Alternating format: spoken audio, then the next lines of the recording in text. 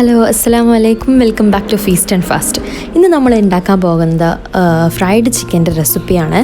ഇത് ഒരു requested video ആണ്. ഇത് നമ്മളുടെ കുറേ പേര് പേഴ്സണലായിട്ട് ചോദിച്ചതാണ് ഫ്രൈഡ് ചിക്കൻ്റെ റെസിപ്പി. അപ്പോൾ നമ്മൾ അതാണ് ചെയ്യുന്നത്. അപ്പോൾ നമുക്ക് വീഡിയോയിലേക്ക് കിടക്കാം.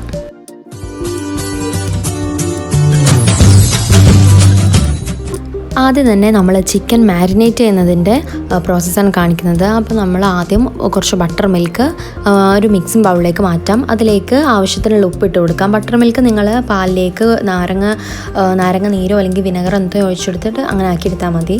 പിന്നെ ginger garlic paste 1 table spoon, കുരുമുളക് പൊടി 1 ടേബിൾ സ്പൂൺ, മുളക് പൊടി 1 ടീസ്പൂൺ, പിന്നെ ഒരു മുട്ട.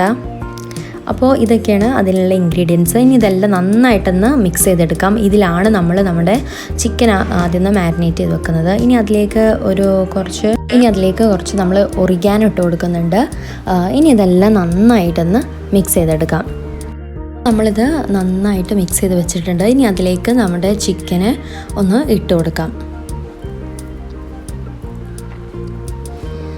ചിക്കനെല്ലാം ഒന്ന് ഇട്ട് കൊടുത്തതിന് ശേഷം ഒന്നും കൂടെ ഒന്ന് ജസ്റ്റ് ഒന്ന് മിക്സ് ചെയ്തെടുക്കാം. എന്നിട്ട് ഇതൊരു 2 മണിക്കൂർ നമുക്ക് റെസ്റ്റ് ചെയ്യാൻ വെക്കാം. ഇനി നമ്മൾ ഇതിൻ്റെ കോട്ടിങ്ങിൻ്റെ ഇൻഗ്രീഡിയൻസ് ആണ് പറയുന്നത്. ഇതെല്ലാവർക്കും ഒരു കൺഫ്യൂഷൻ വരുന്ന ഒരു ഏരിയ ആണ്. അപ്പോൾ ആദ്യം നമ്മൾ 1 കപ്പ് മൈദ ഇട്ട് കൊടുത്തു. പിന്നെ ഒരു 1/4 കപ്പ് കോൺഫ്ലോർ, ഉപ്പ് 1 ടീസ്പൂൺ, കുരുമുളക് പൊടി 1 ടീസ്പൂൺ,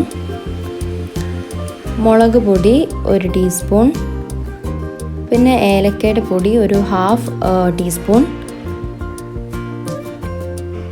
പിന്നെ കുറച്ച് ഒറിഗാനോ,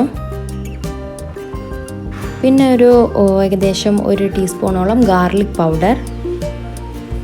അപ്പോൾ ഇതൊക്കെയാണ് നമ്മുടെ കോട്ടിങ്ങിലേക്കുള്ള ഇൻഗ്രീഡിയൻസ്. ഇനി ഇതെല്ലാം നന്നായിട്ടൊന്ന് മിക്സ് ചെയ്തെടുക്കാം.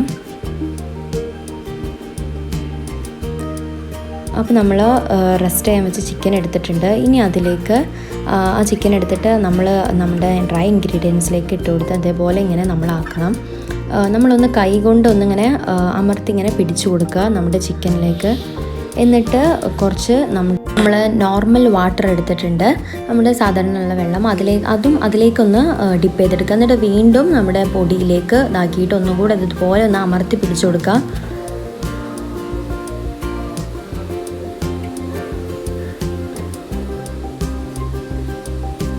അങ്ങനെ ഒന്നും കൂടെ വീണ്ടും നമ്മൾ വെള്ളത്തിൽ മുക്കണം. ഇങ്ങനെ വെള്ളത്തിൽ മുക്കി വീണ്ടും പൊടിയിൽ മുക്കുമ്പോഴാണ് അതിൻ്റെ ആ കോട്ടിങ് നന്നായിട്ട് അതിൽ പിടിച്ച് നല്ല രീതിയിൽ അങ്ങനെ ആ ഒരു ഫ്രൈഡ് ചിക്കൻ്റെ ആ ഒരു ഇത് വരുള്ളൂ. അപ്പോൾ ഇതുപോലെ നമ്മൾ ആ സെയിം പ്രോസസ്സ് ഇങ്ങനെ റിപ്പീറ്റ് ചെയ്യുക.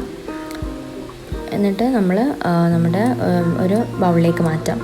അതുപോലെ എല്ലാ പീസും അതേപോലെ നമ്മൾ റിപ്പീറ്റ് ചെയ്തെടുക്കാം.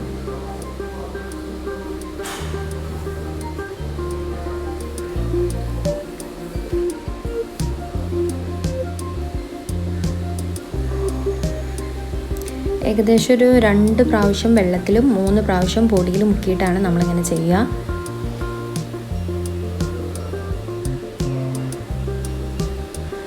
ഇനി വേറൊരു കാര്യം ശ്രദ്ധിക്കേണ്ടത് എന്താണെന്ന് വെച്ചാൽ നമ്മളിങ്ങനെ പൊടിയിൽ മുക്കി വെച്ചതിന് ശേഷം കുറേ സമയം കഴിഞ്ഞിട്ട് ഫ്രൈ ചെയ്യരുത്. അപ്പോൾ വീണ്ടും ഇത് പൊടിയെല്ലാം പോയിട്ടുണ്ടാവും. അപ്പോൾ നമ്മൾ പൊടി മുക്കിയ ഉടനെ തന്നെ പാൻ ചൂടാക്കിയിട്ട് ഫ്രൈ ചെയ്യുക. അപ്പോൾ നമ്മൾ ഒരു പാൻ എടുത്തിട്ടുണ്ട്, അതിലേക്ക് ആവശ്യത്തിനുള്ള എണ്ണ ഒഴിച്ചു കൊടുക്കാം. നമുക്കിത് ഡീപ്പ് ഫ്രൈ ചെയ്തെടുക്കണം. പിന്നെ കോക്കനട്ട് ഓയിൽ നമ്മൾ യൂസ് ചെയ്യരുത്. നമ്മൾ സൺഫ്ലവർ ഓയിലോ അങ്ങനെ എന്തെങ്കിലും ഓയിൽ യൂസ് ചെയ്യുക, എന്നാലേ ഇത് ശരിക്കും ആയി വരുള്ളൂ. ഇതുപോലെ ഫ്രൈഡ് ചിക്കനൊക്കെ ചെയ്യുമ്പോൾ എപ്പോഴും ആ കാര്യം ശ്രദ്ധിക്കണം. അപ്പോൾ നമ്മൾ ചിക്കൻ ഇട്ട് കൊടുക്കുകയാണ്. ഇനിയിപ്പോൾ നമ്മൾ പൊടിയിൽ മുക്കിയതിന് ശേഷം കുറേ നേരം കഴിഞ്ഞിട്ട് ഫ്രൈ ചെയ്യുന്നതെങ്കിൽ നമ്മൾ ഒന്നും കൂടെ വീണ്ടും ഒന്ന് പൊടിയിൽ മുക്കിയെടുക്കുക. അപ്പോഴത്തേക്കും ഇത് ഭയങ്കര വെറ്റായിട്ടുണ്ടാവും. അപ്പോൾ ഒന്നും കൂടെ പൊടിയിൽ മുക്കിയെടുത്താൽ മതി. പിന്നെ നമ്മളിപ്പോൾ ചിക്കൻ ഇട്ട് കൊടുത്തിട്ട് ഏകദേശം ഒരു 5 മിനിറ്റ് ഒരു ഭാഗം എന്നിട്ട് നമ്മളൊന്ന് മറിച്ചിട്ട് കൊടുക്കാം.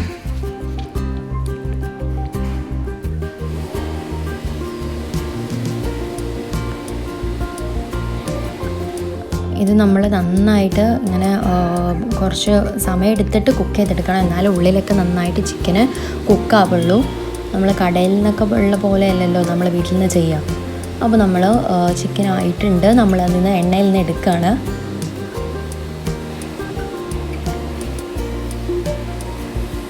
അപ്പോൾ നമ്മുടെ അതേപോലെ നമ്മളെല്ലാം ചെയ്തെടുത്തിട്ടുണ്ട്. അപ്പോൾ നമ്മുടെ ഫ്രൈഡ് ചിക്കൻ ഇവിടെ റെഡി ആയിട്ടുണ്ട്. അപ്പോൾ ഇത് നിങ്ങളെല്ലാവരും ട്രൈ ചെയ്യുക. അപ്പോൾ thank you for watching. Stay healthy and stay safe.